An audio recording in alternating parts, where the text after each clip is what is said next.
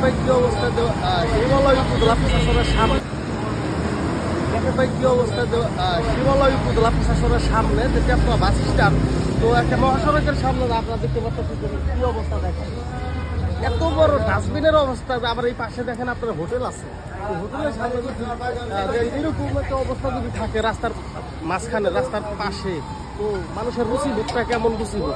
আর আমরা এখান থেকে যদি দেখতে পাই যে উপজেলা প্রশাসন এখানে কিন্তু আমাদের সামনে আছে, তো উপজেলা প্রশাসনের মোবাইল কোড কি এক পর্যন্ত দেখলো না যে মোবাইল কোড কোথা দেওয়া হয়, কোথা থেকে মোবাইল কোডগুলো হয়, এই মোবাইল কোডগুলো কি এখানটা হইতে পারতো না, পরিষ্কার পরিচ্ছন্নতা অভিযান কি চালাইতে পারতো না, কোনো কিছুই নাই। এগুলো দেখার মতো মনে হয় যে কেউ নাই।